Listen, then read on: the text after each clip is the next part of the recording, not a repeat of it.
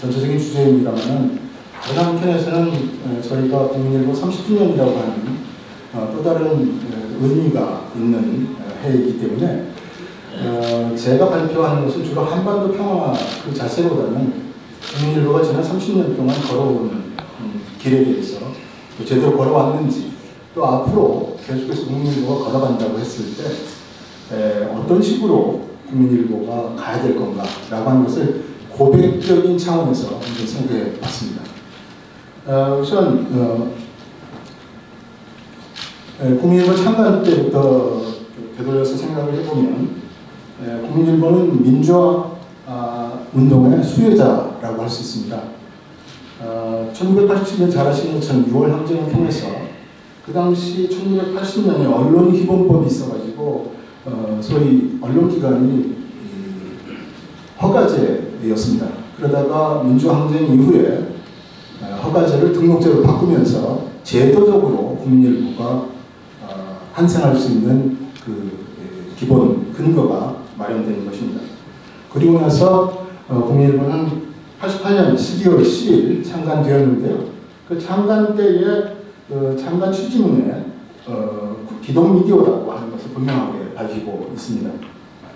근데 여기서 이야기하는 기독미디어라고 하는 것은 크게 보면 두 가지입니다. 하나는 기독교만 다루는 미디어, 또 기독미디어라고 할 수 있고요. 또 하나는 기독교를 포함해서 일반 모든 종합 뉴스를 다루고 있는 부분, 그런 미디어도 기독미디어라고 할 수 있죠. 국민일보는 아시는 것처럼 종합미디어 차원에서 기독교 이슈도 동시에 다루고 또 종합미디어로서 기독교 정신에 입각한 그 내용을 다루려고 하는 것이기 때문에 후자에 속한다고 할 수 있겠습니다. 그런데 실제로 기독교 미디어라든가 기독교 학교라든가 기독교 기업이라든가 이런 것들이 굉장히 정체성이 모호합니다. 아침에 이랜드에서 김 대표가 오셨습니다만 소위 말해서 기독 실업이라고 하더라도 또 미션 스쿨이라고 하더라도 어떤 게 미션 스쿨이고 어떤 게 기독 기업이냐라고 하는 것을 따질 때 좀 애매모호합니다. 기독 기업이 일주일에 한 번씩 전 사원이 예배를 드린다고 해서 기독 기업인가? 아니면 어떤 기도실을 갖고 있다고 해서 기독 기업인가? 이렇게 이야기하기는 매우 어렵습니다. 그 이유는 아마도 일반 그 기독교 정신이라고 하는 것과 현장에서 각각 다루고 있는 학교라든가 기업이라든가 국민일보 같은 미디어로서의 역할, 이 두 가지가 서로 그 제대로 같이 융합을 하기가 매우 어렵기 때문이라고 생각이 듭니다. 그런데 참 다양한 것은 이 기독미디어라고 하는 국민일보로서 다뤄야 할 이 기독교 정신이라고 하는 것, 기독교적 가치라고 하는 것은 우리가 흔히 이 신앙고백 차원에서 복음을 어떻게 전파할 거냐, 어떻게 수용할 거냐라고 하는 것과 관계되는 차원에서 보면 보통 우리가 복음을 가스펠이라고 이야기를 합니다만 다른 말로는 굿뉴스라고 하죠. 그래서 일반 미디어가 다루고 있는 뉴스라고 하는 것과 상당히 언어적인 유사성을 갖고 있습니다. 말씀드리자면 보통 미디어가 뉴스를 취재를 합니다. 그리고 나서 그 취재를 보도, 소위 말해서 전달하는 거죠. 그리고 나서 다시 피드백 차원에서 분석, 평가라는 차원을 이렇게 이게 반복적으로 진행되는데요. 우리가 신앙적 차원에서 기독교의 가스펠, 굿뉴스라고 하는 것도 따지고 보면 일단 그 굿뉴스를 취재하는 차원에서 수용을 하는 거고요. 그것이 복음 전파라고 하는 차원에서 이루어지는 이런 것과 매우 미디어의 뉴스하고 굿뉴스가 상당히 유사성을 갖고 있다고 이렇게 이야기할 수 있습니다. 그럼에도 불구하고 이 처음에 말씀드렸던 이 기독 미디어의 애매모호함은 여전히 남습니다. 그래서 문제는 이것을 어떻게 융합시킬 것이냐라고 하는 것이 굉장히 중요한 과제인데요. 사실은 제가 1998년 7월에 국민일보에서 전문기자 공채를 해가지고 제가 공채 1기로 입사를 했습니다. 그래서 그때 저는 대학에서 경제학을 공부하고 있었는데 대학에서 일을 하고 있다가 국민일보에서 전문기자를 뽑는다고 해가지고 제가 방향을 틀어서 이 회사에 입사를 하게 됐습니다. 물론 이제 그 공채가, 전문기자 공채가 그 이후로는 없어졌기 때문에 제가 유일하게 전문기자 1기로 끝났습니다만, 제가 그러면서 요 아래 써있는 국민일보 세상만사 작종적 발상으로라고 하는 글을 제 얼굴을 사진을 넣은 칼럼으로는 제가 입사해가지고 처음으로 쓴 99년 2월 11일자로 쓴 칼럼입니다. 이 칼럼은 제가 대학에 있다가 이 기독교 미디어로서 국민일보에 입사하면서 생각한, 말하자면 이 융합이라고 하면서 어떻게 생각할 것인가 라고 하면서 제 나름대로 고백한 글입니다. 따지고 보면 지금 제가 말씀드렸던 기독 미디어의 이 애매모호함을 털어낼 수 있는 것은 가장 중요한 것이 융합인데, 그 융합은 요즘 흔히 이야기하는 잡적 하이브리드입니다. 그래서 우리 세상에는 이미 굉장히 복잡한 선택을 요구하고 있고, 이것 아니면 저것 뭐 이런 식의 이야기가 나오지만 실은 그게 아니라 양자의 종합이 더 중요하다. 하이브리드적 발상이라는 거죠. 하이브리드는 쉽게 얘기하면 잡종이라는 뜻입니다. 그래서 우리는 미디어 본래 역할과 기독교적 가치의 역할이 서로 하이브리드적으로 융합해야 된다. 제가 이제 국민일보에 입사했기 때문에 저는 그런 정도의 다짐을 갖고, 제 마음속에 다짐을 갖고 생각을 했는데, 그것이 지난 20년 동안 한결같이 걸어오려고 애썼습니다만은 제대로 잘 걸어왔는지 그거는 평가하기에는 조금 제 스스로 어렵습니다만, 어쨌거나 그런 것들이 필요하고, 기독교적 기독 미디어야말로 미디어와 기독교적 가치의 이 하이브리드적 융합이 필요하다, 이렇게 생각하면서 이제 이야기를 시작합니다. 그래서 우선 기독 미디어의 특징이라고 하면, 보편적인 미디어가 늘 이야기하는 것처럼 팩트를 첫 번째 과제라고 꼽을 수 있습니다. 팩트가 매우 중요합니다. 요즘 팩트를 흐트러뜨리면서 가짜뉴스도 굉장히 많이 뛰어나오고 있어서 이 팩트를 정확하게 따지는 것이 매우 중요하고요. 그리고 이제 그 다음으로 중요한 두 번째 과제는 팩트의 객관성을 어떻게 따질 거냐라고 하는 부분입니다. 보통 팩트라고 하는 것 자체가 전체적인 사실의 일부일 수 있고, 또 어떤 팩트는 전체적인 사실에 전혀 반대되는 뜻밖의 팩트인 경우도 종종 있습니다. 하기 때문에 팩트 각자의 종합이 필요하고요. 거기에 대한 분명한 가려내는 그런 능력도 필요합니다. 실제로 성서에서도 이 팩트가 잘못 전달되고 있는 그런 내용들이 창세기에 나옵니다. 잘 아시는 것처럼 창세기 2장 17절에 선악과 이야기입니다. 하나님의 말씀입니다. 선과 악을 알게 하는 나무의 열매는 먹어서는 안 된다. 그것을 먹는 날에는 너는 반드시 죽을 것이다. 이렇게 에덴 동산에서 하나님이 말씀하십니다. 그런데 어찌된 일인지 아담 이브에 그렇게 이야기하니까 이브에게 뱀이 와서 묻습니다. 하나님이 뭐라고 이야기하시든. 그러니까 이브가 이렇게 이야기합니다. 동산 한가운데 있는 나무의 열매는 먹지도 말고 만지지도 말라고 하셨다. 여기 빨갛게 써있는 만지지도 말고는 팩트의 왜곡입니다. 새로운 팩트가 추가됐습니다. 하나님 말씀은 그렇게 안 하셨습니다. 그래서 이 금지에 대한 불만 때문에 이브가 그렇게 이야기를 했는지, 아니면 이브의 뱀의 말하는 것이 너무나 아주 세련돼서 거기에 놀아나는지 그건 알 수 없습니다만, 그럴 정도로 팩트는 엉뚱하게 이렇게 왜곡될 수 있다는 거죠. 그래서 우리가 팩트를 어떤 식으로 팩트 객관성을 유지할 것이냐라고 하는 것이 굉장히 중요한 의미가 되는데, 우리가 잘 아는 이에츠카, 역사는 무엇인가라고 하는 책을 써서 굉장히 유명한 이에츠카가 사실은 미래와 과거는 현재 부단한 대화다 이런 이야기를 한 걸로 유명하지만, 실은 그 책을 쓴 이면에는요, 완전한 객관화라는 것이 과연 있을까? 역사에서 완전한 객관은 사실상 불가능하지 않냐? 그렇다면 차라리 그거를 불가능하다고 차라리 수용하고, 그거를 얼마나 불가능한지, 불완전한지를 한번 따져보는 그런 방향이 중요한 거 아니냐? 그래서 개입된 주관성을 가려내기 위한 눈이 필요하다. 그런 눈이 필요하면 그것은 바로 객관성의 기준이 필요하다. 이렇게 이야기합니다. 그래서 그거를 예측하는 시대정신이라고 이야기했고요. 아마 그가 이야기했던 시대정신은 19세기 전반부에 나타났던 그런 시대정신은 아마 민주주의, 평화, 이런 것들이라고 생각되는데, 자, 그러면 기독 미디어의 경우는 시대정신을 뭘로 삼은 것이냐? 거기에서 굉장히 중요한 의미로 작년에 우리는 정개교 500주년 기념을 굉장히 크게 했습니다. 그래서 정개교 500주년에 우리가 미디어 일반이 이야기하는 것처럼 팩트로 돌아가라. 팩트가 중요하다라고 한 것만큼이나 우리가 정개교 500주년에서 핵심적으로 이야기한 것은 성서로 돌아가라. 교회의 모든 가치는 성서에 근거해야 맞다. 라고 하는 것. 팩트로 돌아가라. 팩트가 중요하다라고 하는 것과 성서로 돌아가라. 성서가 중요하다.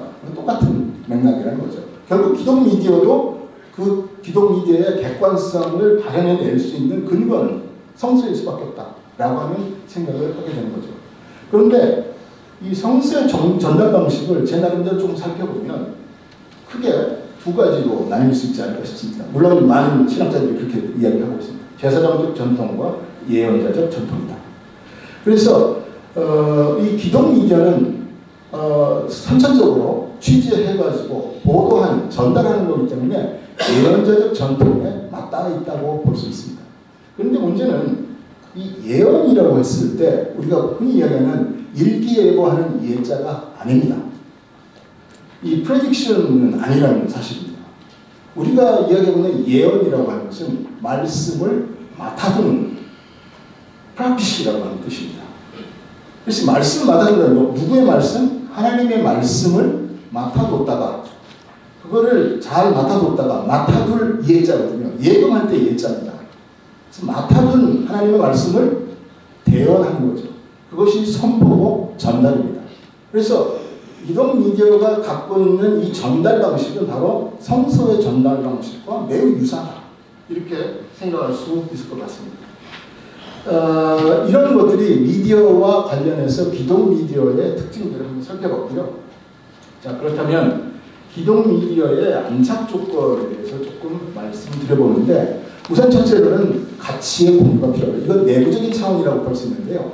아까 이 기독 기업이든지 기독 학교든지 이런 것들이 이 하이브리드 융합이 매우 중요한데 그게 매우 어렵다 이런 말씀 드렸는데, 거기에서 우리가 중요하게 생각할 것은 하드웨어와 소프트웨어의 변형이라고 생각합니다. 이것이 혼연일체가 돼가지고 하나로 묶여질 때 제대로 된 화학적 융합이 일어난다고 볼 수 있는데요. 일단 잘못된 사례부터 뒤로 가버리면, 잘못된 사례부터 말씀드리면 2014년인가요? 중앙일보에 근무하시던 저희 언론계 선배 한 분이 총리로 지명이 됐다가 낙마한 사건이 있었습니다. 그 당시에 그분이 낙마하게 된 결정적인 이유는, 물론 교회에서 그분이 강연을 한국 역사에 대해서 강연하셨습니다. 조선말 피폐상이라든가 식민지로 전락된 부분이라든가 갑작스러운 해방을 맞았고 분단과 이교전쟁을 일으켰다. 이 모든 것이 하나님의 뜻이었고 하나님이 그 고난 속에서 번영을 이루어가지고 오늘의 한국이 되었다. 이렇게 이야기를 했는데, 많은 사람들이 그 부분을 온 세상에 이거는 이 나라가 엉망진창으로 되는데 그걸 하나님의 뜻이라고 이야기하는 게 맞느냐, 이렇게 이야기하면서 아주 비판들이 솟구쳐가지고 결국은 낙마했습니다. 어쩌면 그 낙마에 대한 내용들은 그것이 옳다 그르다를 떠나서 거기에서 이 고백적인 그 부분이 좀 부족한 것은 아니었나 이런 생각을 해봅니다. 무슨 얘기냐면 지난 고난의 역사에 대해서 하나님의 뜻이라는 교리적 용어를 썼지만 그 하나님이 바로 그 고난의 현장에 함께 했었고 동행했다고 하는 그 고백이 빠진 게 아니냐. 그 부분에서 마음의 상처를 입었던 게 아닌가 싶습니다. 이거는 뒤집어서 얘기하면 그분은 한국 역사라고 하는 드러난 하드웨어 부분을 자신의 기독교적 가치에 입각한 해석의 소프트웨어를 적용을 했는데 이 적용이 제대로 된 적용이 못 된 거죠. 결국 실패했습니다. 이런 경우가 하드웨어와 소프트웨어의 융합이라고 하는 차원에서 결국 실패했던 케이스고요. 그 다음 케이스를 보면 이제 하드웨어와 소프트웨어의 화학적 융합이 중요한데 이게 제대로 안 되면 자칫하면 한 지붕 두 가족이 될 수 있다. 그런데 저희 국민일보 같은 경우는 편집국하고 종교국이 따로 있습니다. 그래서 미션 페이지는 종교국에 써요. 근데 이 양자가 서로 상호관계를 돈독히 하거나 제3의 방향으로 하나님의 가르침대로 기독교적 가치를 구현하는 방향으로 제대로 나가지 못한다면 국민일보는 미디어가 두 개인 겁니다. 따로따로. 편집국 따로, 종교국 따로. 그래서 그게 화학적 결합이 제대로 잘 이루어지지 못하는 것도 문제지만 완전히 이게 따로따로 있는 건 더 큰 문제라는 거죠. 한 지붕 두 가족이 된 거나. 그렇기 때문에 결국은 조직에 끊임없는 변형이 필요하다라고 하는 것까지 말씀을 드리고요. 그리고 그것을 이루기 위해서는 어떤 방법이 있을까? 저는 인사와 교육이라고 생각을 합니다. 제가 올 3월까지 그 신문을 제작하는 총지휘를 하는 입장에 있어서 편집인으로 근무를 했는데 근무를 하면서 쭉 우리 기자들을 지켜보니까 한 4가지 정도로 구분을 할 수가 있겠더라고요. 입사 때부터 크리스천, 입사 후 기독교가 되는 기독교인으로 이렇게 신앙 고백을 하게 된 분, 또 기독교는 아니지만 굉장히 기독교에 친화적인 그런 넌 크리스천이 있었고요. 4번째가 이제 기독교인도 물론 아니고 기독교에 그리 친화적이지 않는, 물론 이런 네 부류로 쪼갰을 때 저는 이건 굉장히 자의적인 거지만 그렇지만 물론 이제 인원수로 보면 이 볼륨으로 보면 대개가 1번 내지 2번이 많습니다. 압도적으로. 3번은 그렇게 많지 않고요. 4번은 거의 없다고 보면 되는데 일부 그런 분이 물론 있습니다. 그래서 우리가 이 기독 미디어의 소위 가치를 함께 공유한 화학적 융합이 이루어지기 위해서는 이 부분이 확산돼야 됩니다. 처음부터 크리스찬 된 사람은 그렇게 많지 않을 테니까.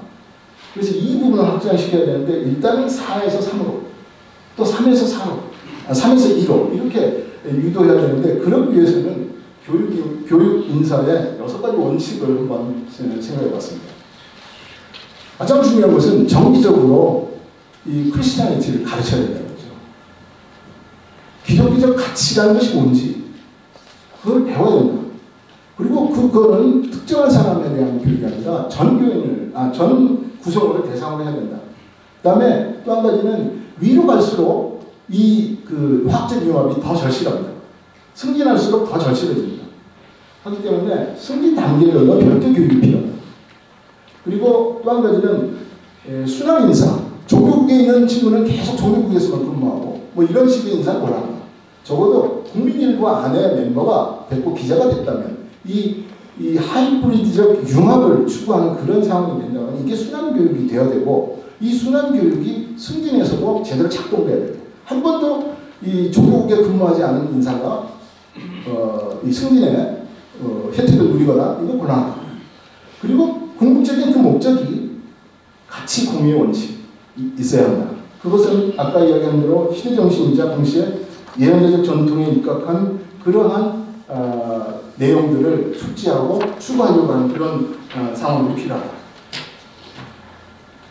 시간이 없어서 제가 많이 건너뜁니다만은 다시 한번 말씀드리면 이제 조금 전에는 그 기독 미디어의 여러 가지 특징들에 대해 말씀드렸고 그리고 그걸 구현하기 위해서는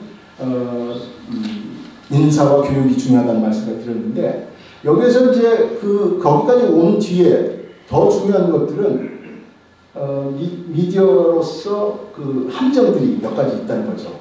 그래서 첫 번째로 뉴스의 중립주의 함정을 경계할 필요가 있다. 보통은 우리가 어느 한쪽을 두드러나 비난해서는 안 된다. 세상에 많은 가름들이 있습니다. 뭐 좌파, 우파, 진보, 보수, 뭐 호남, 영남, 남자, 여자, 뭐 할 거 없이 노인, 청년 굉장히 많은 가름들이 있지만 그 어떤 가름도 우리에게 기준이 되지 못한다는 거죠. 그래서 우리의 기독 미디어의 시대정신이 되지 못한다고 하는 것은 앞서 쭉 말씀드린 그대로고요. 그리고 흔히 뉴스 중립주의라는 이야기를 흔히 합니다. 미디어에서 늘상 하는 이야기입니다. 하지만 그것은 어디까지나 미디어 중립성을 강조하는 수사적인 표현이라고 하는 것에 저는 방점을 찍고 싶고요. 왜냐하면 뉴스 중립주의라는 것은 어떤 면에서는 기독교적 정체성과 맞지 않을 수 있습니다. 기독교적 정체성, 기독교적 가치는 어떨 때는 보수고요, 어떨 때는 진보고요, 어쩔 때는 전혀 세상이 원하는 대로 값을 찾아가기가 매우 어려운 측면이 많이 있기 때문입니다.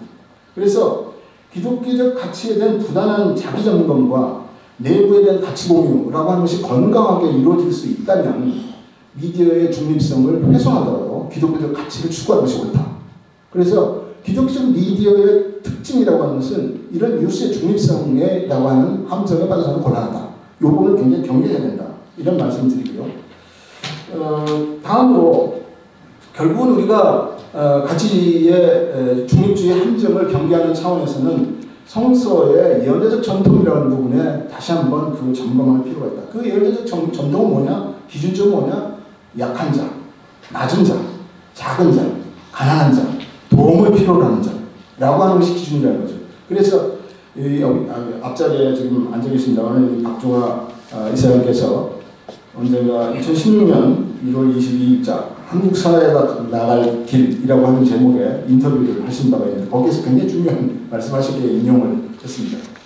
진보에서는 시시하다고 하고 보수에서는 조금만 다르게 써도 좌로 간다고 비판한다. 국민일보는 좌나 우우 가운데 중립이 아니라 중심에 써야 된다.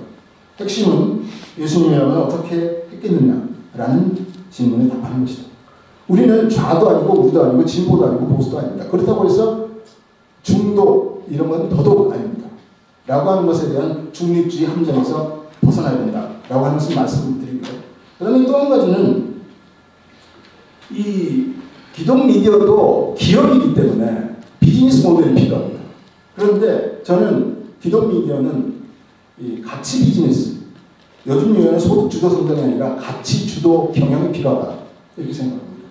보통 우리가 경영 영역에서 5가지 큰 영역이 있습니다. 마케팅, 인적자원 관리, 생산 관리, 재무 관리, 조직 관리.